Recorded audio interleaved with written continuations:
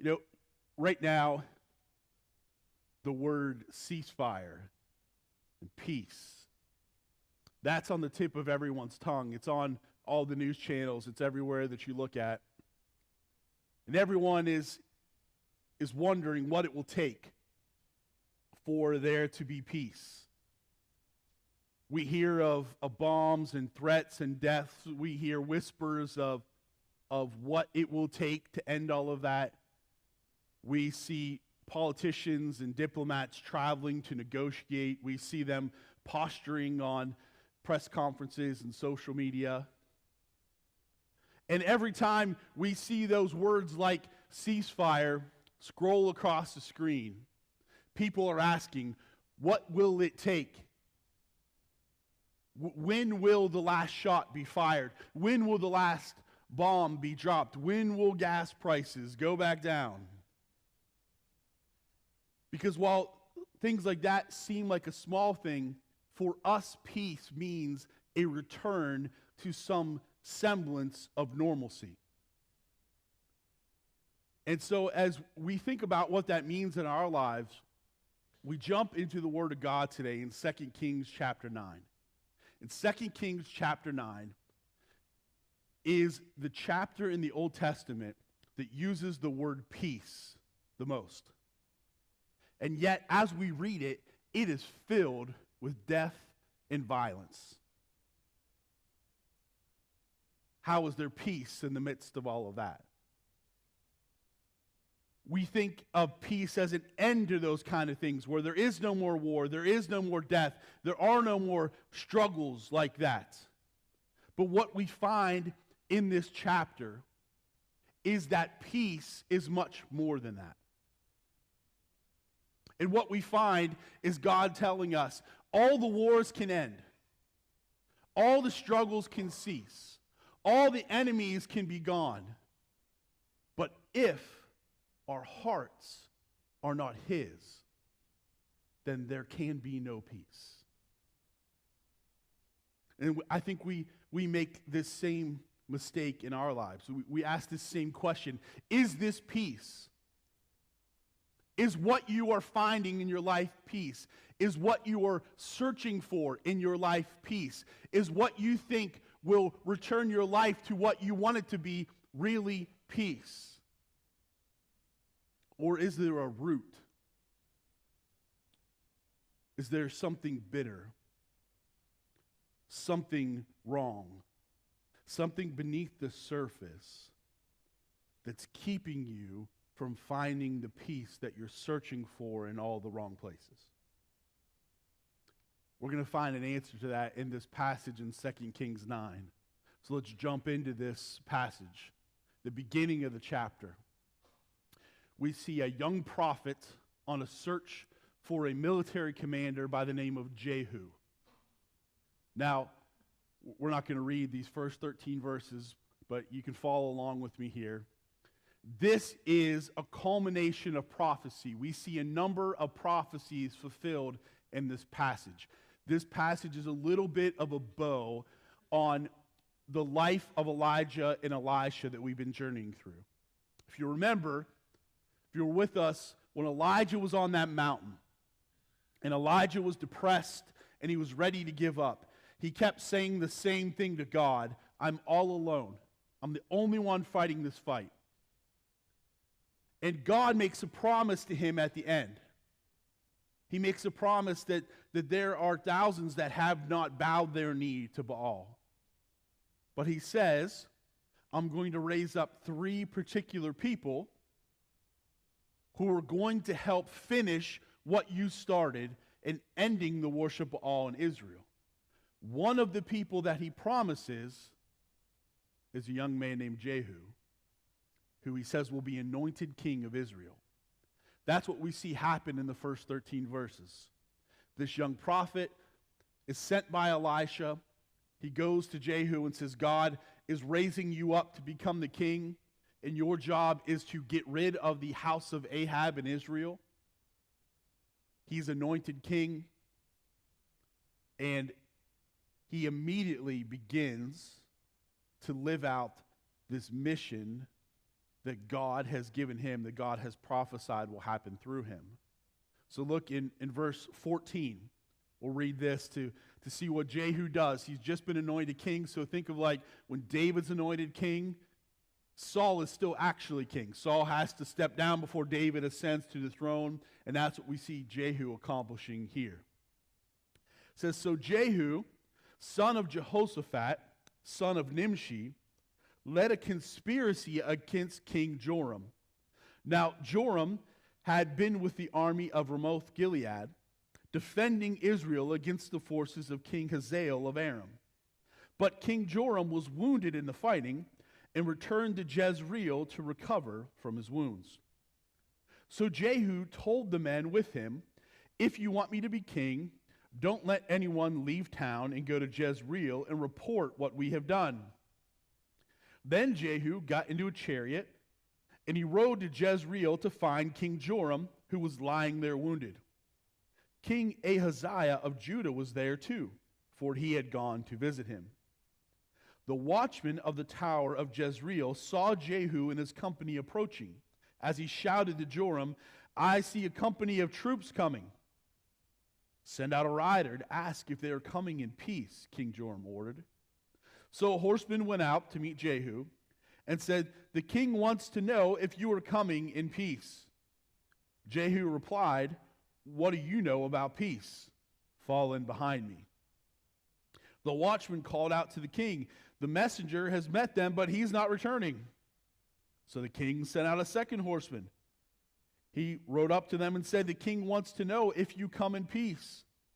Again, Jehu answered, what do you know about peace? Fall in behind me. The watchman exclaimed, the messenger has met them, but he isn't returning either. It must be Jehu, son of Nimshi, for he's driving like a madman. Quick, get my chariots ready, King Joram commanded. Then King Joram of Israel and King Ahaziah of Judah rode out in their chariots to meet Jehu. They met him at the plot of land that had belonged to Naboth of Jezreel. King Joram demanded, do you come in peace, Jehu? Jehu replied, how can there be peace as long as the idolatry and witchcraft of your mother Jezebel are all around us?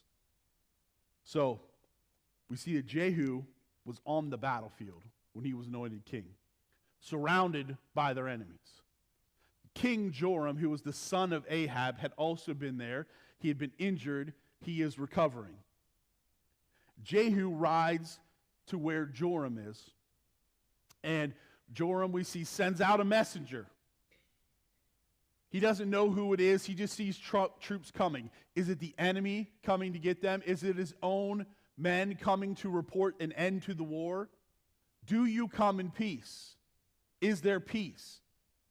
Joram wants to know, is the war over? Has the fighting ended? Or is the battle coming to me now?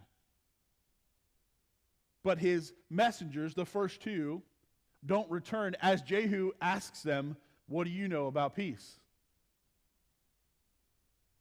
And so then they say, apparently Jehu has a reputation that he's a wild driver of his chariot. And they say, look at how he's driving. It's got to be Jehu. And so now Joram feels safe.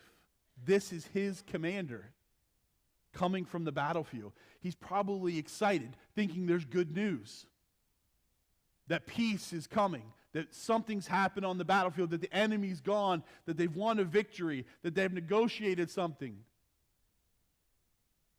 And so he comes out and he asks the same question, Jehu, do you come in peace? Do you come with news of peace? Are you coming to tell me that there's peace? And Jehu asks the question back to him that is the center of this passage. How can there be peace as long as the idolatry and witchcraft of your mother Jezebel are all around us? And then it tells us that Joram says, guys, he didn't come in peace. Let's run. And Jehu shoots him with an arrow through his back and immediately kills him. But that's not, if you remember, when we said the prophecy was this, that Jehu was going to end the house of Ahab. And so what proceeds is a violent sequence of events, as he then also shoots King Ahaziah of Judah, who was the son-in-law of Ahab. He doesn't die immediately. He makes it back home, and he dies. This is verse 27. Then we get to verse 30. Jehu keeps going, and he shows up at the palace where Jezebel is.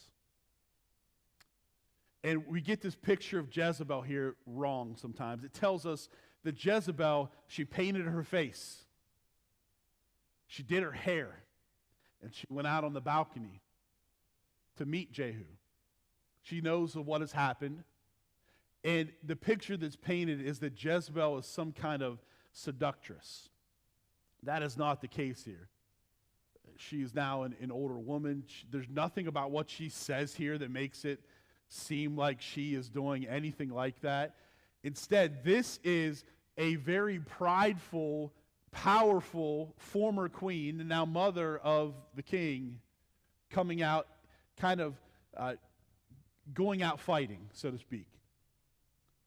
She's going to battle this Jehu. She's going to meet him. And so she comes out and says, "Is that you, you murderer? Have you come in peace, you murderer?" Notice the contrast there. Same question. Then she says, "You're like Zimri, who murdered his master." Zimri was a chariot commander, just like Jehu. Zimri led a coup against Baasha the king. Zimri ruled for 1 week before Omri, Ahab's father, killed Zimri and took the throne. And so Jezebel is comparing them and saying, you're going to be just like this failed chariot commander who thinks he's going to come rule when really my family's going to come and take you out, just like they did Zimri. Here's Jehu's answer. Look in the passage. Jehu shouts out, "Is anyone on my side?" And it says he locks eyes with 2 servants, with 2 eunuchs, and then he says, "Throw her off the balcony," and they do. And she dies on the ground there. And then it says that Jehu goes into the palace and he eats. Now, this is not him being callous. It's him taking the throne. It's him saying, "This is my palace now. This is now where I reside." But then it dawns on him that what he has done with Jezebel, culturally speaking, is wrong. This is the daughter of a king, he says. She should be buried. Go get her body and bury her. And they come back and say, "Jehu, what's left is her skull, her hands, and her feet. The rest of her has been eaten by dogs." And this is when it all clicks for Jehu. And he realizes that both Joram and Jezebel have died on Naboth's vineyard, at the very place where God prophesied through Elijah that they would die. Where he prophesied that Jezebel would not be buried because she would be eaten by dogs. And so here we see through Jehu, God fulfilling this prophecy of judgment that he has issued. But it's not just against them. Remember, it's against the whole house of Ahab. So as we move forward, look in chapter 10, verse 17. Jehu gathers all of Ahab's household, and it says, when he arrived in Samaria, he killed everyone who was left there from Ahab's family, just as the Lord had promised through Elijah. So at the end of this, everyone in Ahab's family is gone. There is no one left to claim the throne, and God has issued his judgment against his house, just as he prophesied he would. But is this peace? Now that they're all gone, now that they've all died, now that Jezebel has vanished, now are they at peace? Now that Jehu is king, is this peace? How can there be peace when the idolatry of Jezebel is all around us? Jehu does not say peace will come when Jezebel dies. He does not say peace will come when Ahab's family is gone. He says peace will come when the hearts of God's people are rendered again to him and to him alone. So even with the enemies gone, even with the evil ones having judgment issued against them, is this peace? And so I want you to look at your lives right now, and I want you to ask the same question, is this peace? Because at the beginning, I think we would all say, if Jezebel's gone and all these wicked kings, they're all gone, they've all vanished, they've all died, now God's people can be at peace, right? But we find that's not the case. We make the same mistake. We define peace by our surroundings. This is what Joram did. Joram knew they were surrounded by their enemies. King Hazael of Aram, who was one of the other three people in the prophecy. He was surrounded by battlefields. He was surrounded by war. And for him, he believes that when that war stops, when his surroundings change, that's when he'll find peace. We make the same mistake. We think, when this situation is over, I'll be at peace.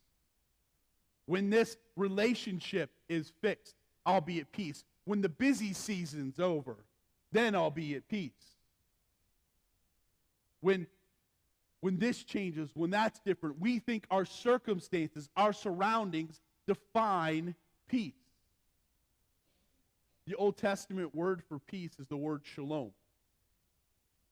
And the word shalom does indeed, it's the right word for those things. When a battle is over, that's shalom. A war has ended. When a relationship is mended, that's shalom. There's been a fix there. When turmoil inside my own heart or my own life ends, that's shalom. But if we think that's the end of peace, if we really think that's the definition, that the changing of circumstances or the fixing of problems is peace, is where we find peace, that's where we're short-sighted on what the fullness of peace really means. Because we do not do something to find peace. Something isn't done for us to find peace.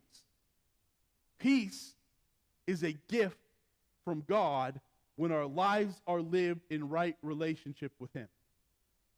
And that is the only place that we find peace.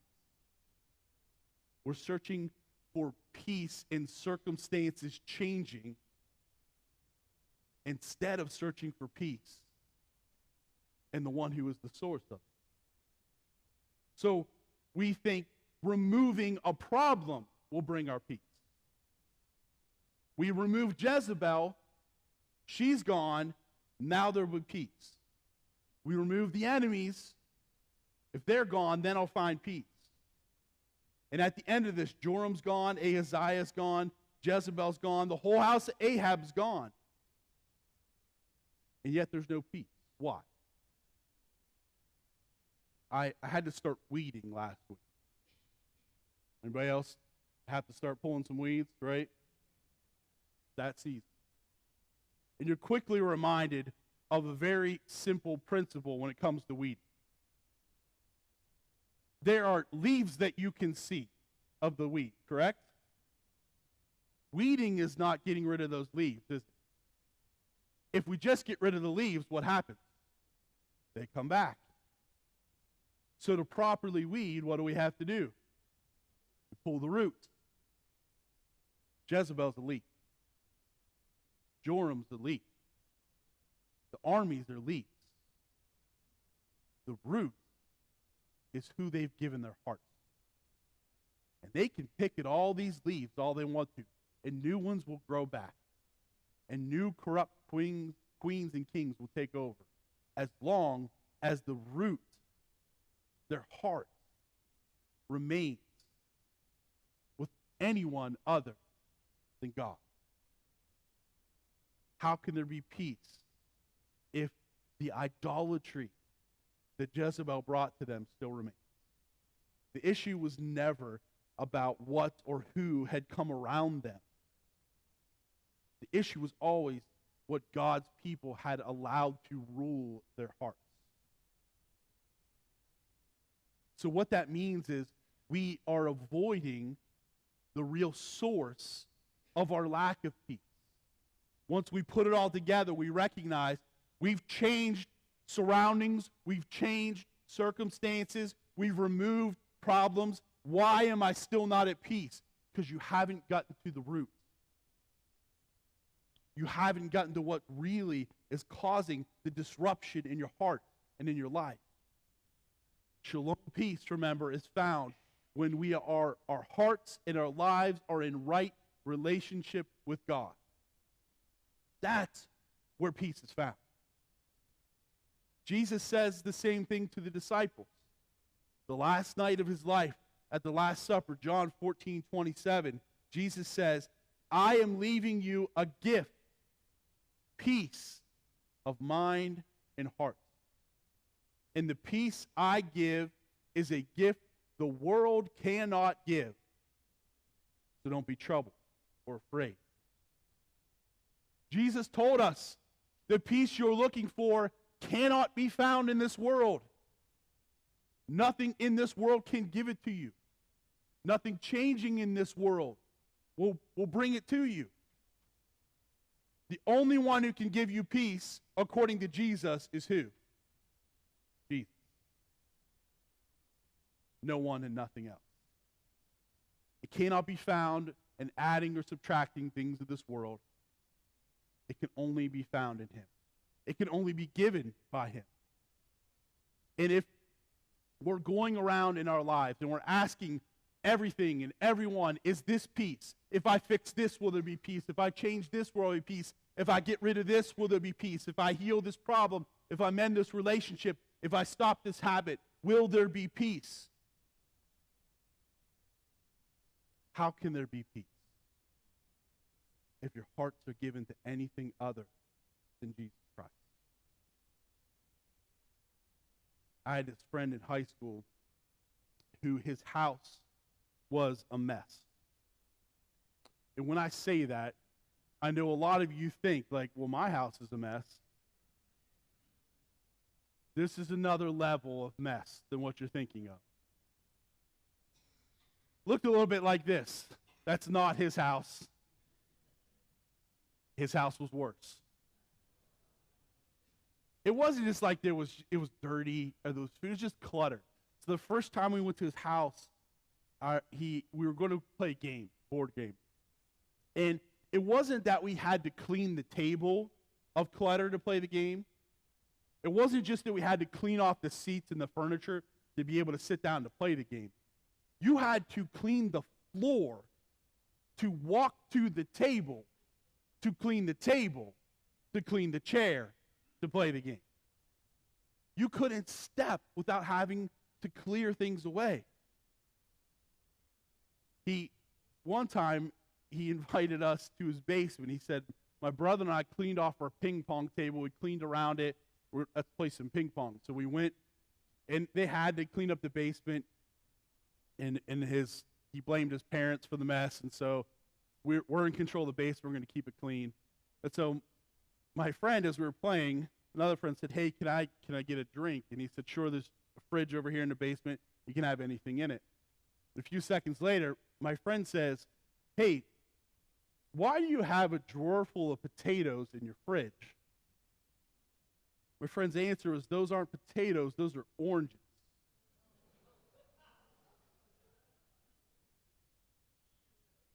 Hopefully that's not what your fridge looks like, right? So, my friend graduates high school. And he tells his parents, I want one thing for my graduation. I want to be able to invite my friends to my house and not be ashamed of what's here. I want us to clean the house so I can bring my friends in and not be afraid of what they're going to see and experience. And so they did. They went about, they cleaned the house, they got rid of the clutter, and when I went to the graduation party, it was like a completely different house. Completely cleaned out, everything put away. I don't know where they shoved all the stuff, but it was gone. We went back 2 weeks later to pick him up to go out to eat. Guess what we found? It was all back. The whole place looked like it had never been cleaned in the first place. Why? Because cleaning the house did not get rid of the problem that caused the mess. The problem wasn't the piles of stuff that were there. The problem was habits. What they brought in and what they took out from the house. How they dealt with things they used. Until they changed what caused the mess, the house was bound to get right back where it started. Jehu has cleaned house. He has cleaned the house of Ahab. He has cleaned Israel of the house of Ahab. But unless they get rid of the habit of idolatry that has ruled in their lives, their house will go back to the mess that it was before he cleaned.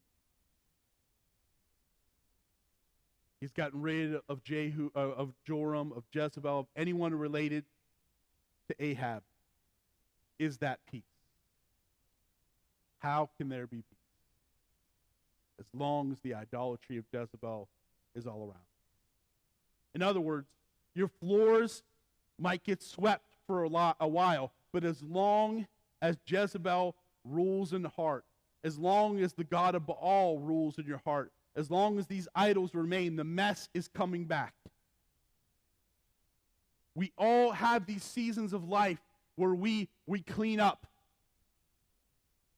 We go through these clean the house seasons, just like my friend, where we clean up the mess that's in our hearts. We stop the habits. We fix the relationships. We get rid of some of the busyness and clutter in our schedule. And for a moment, the house is clean. But then, not long later, the anger comes back. The worry is back. The fear is back. The anxiety is back. The lust is back. The mess is back. Because all these ceasefires end up being broken. And our hearts remain in the filth that they were mired in. Because you thought peace would come from changing your circumstances. You thought peace would come if you just removed a few bad things from your life. You thought peace would come from something, anything other than the one who is the only source of peace. Jesus Christ. You have not pulled the root. And if you're still looking to something other than Jesus for your identity, for your purpose, for your meaning, for your security, for your comfort, for your peace, you cannot find it. Is it peace when all the circumstances change and we still allow something else to be the king of our hearts? Is it peace?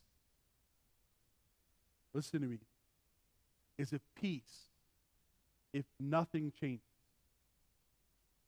If the battles are still there, if the disease still exists, if the relationships are still broken, and you only have peace. See, peace won't always look like what you want it to look like. It won't always come how you think it will come. It won't always change all the battles around you. It changes who lives within you. I'm going to ask the worship team to come up as we sing this song about how the name of Jesus speaks peace into the battles of our lives. If peace is not found in fixing what's around us, then what is missing within you? What are you hoping will finally bring you peace that isn't Jesus? What keeps rising back up in you, no matter how many times you deal with it? What are you holding on to in your heart that you haven't fully surrendered yet? Don't ask Jesus to come up and clean your mess today. Don't ask him to remove the clutter and fix the floors and get rid of the dirt. Ask for him to show you what keeps causing you to make a mess of your heart. So as we sing this song about the peace that Jesus can bring to us, I want you to truly ask this question prayerfully. If everything else in life stays the same, is Jesus enough for you to know peace? Let's stand and sing this as our prayer today. Let us speak the name of Jesus over our lives and trust in him and in him alone to bring us the peace that we look for today. Let's sing this as a prayer today.